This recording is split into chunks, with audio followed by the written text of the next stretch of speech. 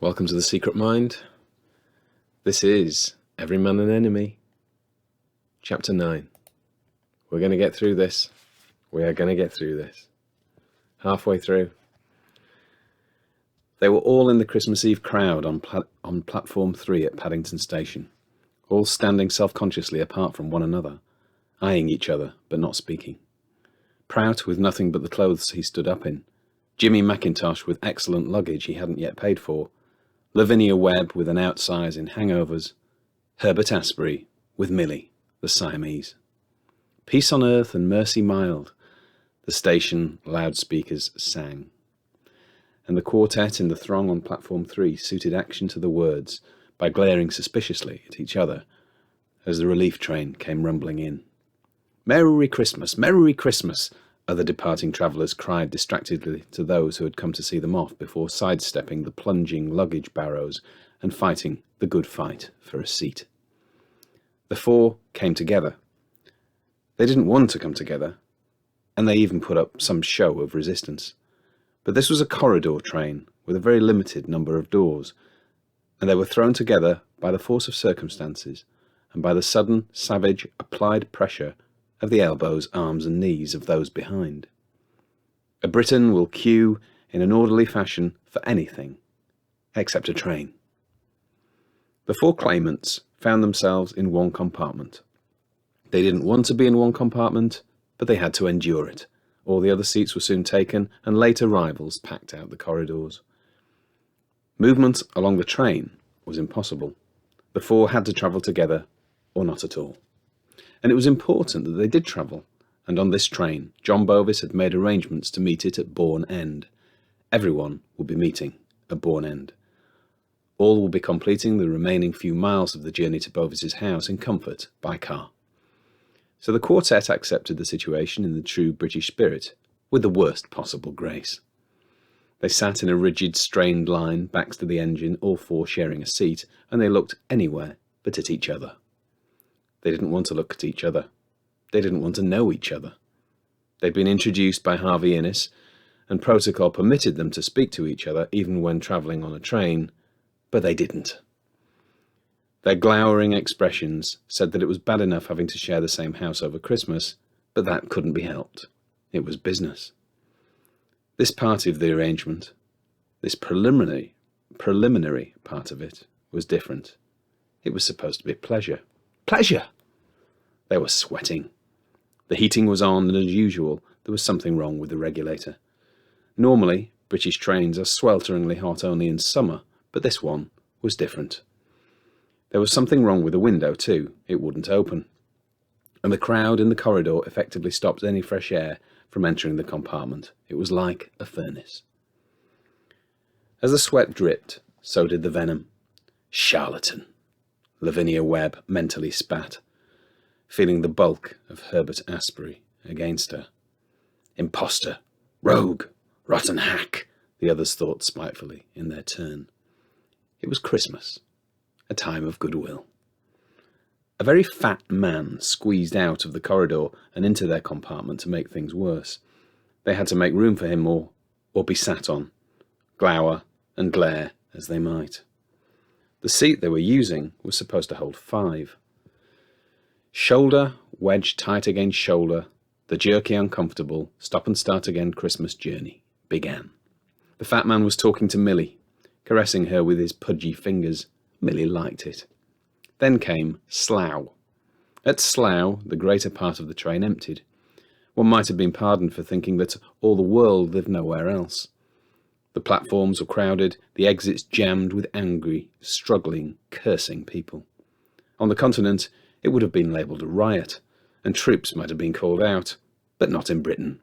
The Briton never riots. Everyone knows that. True, on bonfire night every year, at least 20 people are nearly trampled to death and upwards of 40 set alight by the mobs which run wild through Piccadilly Circus and Trafalgar Square. But that's just harmless fun. And this pandemonium at Slough was just harmless fun too. The fun of going home for Christmas. It would give those battered, sweating travellers involved in it an excellent chance of spending the festive season in hospital, and certainly something to talk about until they perchance caught double pneumonia on their summer holidays and could talk about that. A station policeman, thumbs tucked under pocket flaps, stood well back out of the way, rocked gently to and fro on his heels, and looked on benevolently. Christmas came but once a year. Let people enjoy it. Those were his sentiments. With an alarming gut rumble and a dyspeptic blare of its klaxon, the train from Maidenhead, Bourne End, and all stations to Reading moved on its way. Now that the train was almost empty, the quartet could split up, and did. Herbert Asprey was left fondling Milly in the original compartment, while the others went their separate ways.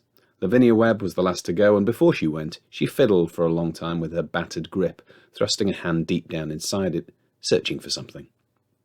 She evidently found what she sought, for she looked pleased with herself as she carried the still open case out of the compartment and along the deserted corridor. "What do you think she was looking for?" Herbert Asprey inquired, and Milly eyed him a little contemptuously. Really, Herbert was dim. Didn't he know what Lavinia Webb had been looking for? Couldn't he guess? Lavinia had a hangover, hadn't she? Anyone could see that. She'd want a hair of the cat that had licked her, wouldn't she? What had she been looking for? Gin, said Milly, deep in her throat. Gin. On the bending of the corridor at the end of the couch, safe from prying eyes, Lavinia Webb opened her ravaged mouth and tilted the bottle. She drank deeply. She drank thirstily. She drank neat gin, gulping it down. The train swayed and she swayed with it. The falling level of clear liquid in the bottle shivered and danced with the vibration as the train bounded on, and then Lavinia was suddenly conscious of someone close to her. Someone behind her. Someone who had come through the concertina connecting the coaches and who was watching her, peeking and prying. She began to turn quickly. Couldn't a girl have a drink in peace? She'd give whoever it was a piece of her mind. She never did. For as she made to turn, so a firm hand hit her in the small of her back and propelled her forward. She staggered, off balance, and tried to grab hold of the brass rail which bisected the corridor windows, but the bottle got in the way. For a second she was helpless, and in that second, the same hand which had thrust her forward quickly jerked down the window and released the catch on the outer door. The train was travelling at speed, trying to make up for lost time. The wind caught the door and slammed it back. It was wide open. Gusting air roared into the corridor and lifted Lavinia's skirt, whirling it high. Instinct she had never heeded before was the end of her now. She struggled to keep her skirt down. She struggled to retain her grip on her precious bottle. She struggled to keep her balance. Her mind, freshly gin-soaked, hadn't yet grasped the true import of what was happening. She didn't scream. It was then that a hand fastened on her shoulder. A second hand helped her on her way with a gentle push. She did an involuntary quick step towards the open door and suddenly woke up to what was in store for her. She knew it and she fought against it, but it did her no good. She went backwards out of the train, and if she screamed, the sound was not heard. She fell onto the tracks and broke her back, but her bottle of gin was undamaged.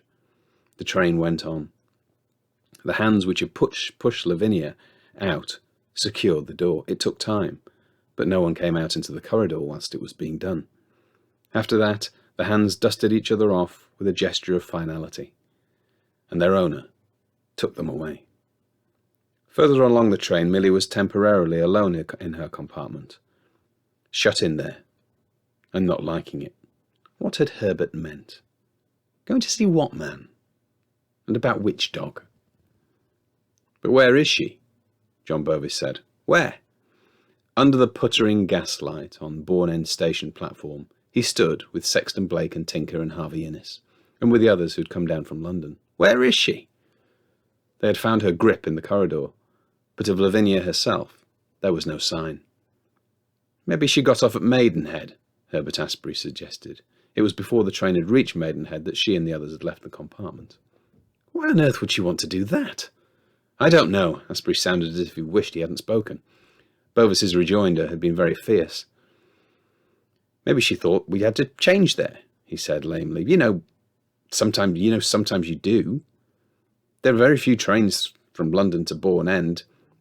I turned up the timetable. Maybe she thought that she had to change there, and then left her suitcase behind her in the corridor. Talk sense, man.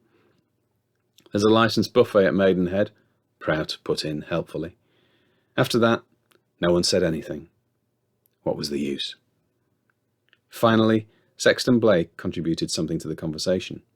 Well, John, he said, we know that she isn't on this train, and just standing around here is doing none of us any good. She could have got off the train at Maidenhead for some reason. Is it likely? Perhaps not likely, but certainly possible. And if she did, she'll come on by the next train. That won't be for another hour. I'll stay and meet it if you like, Sexton Blake offered.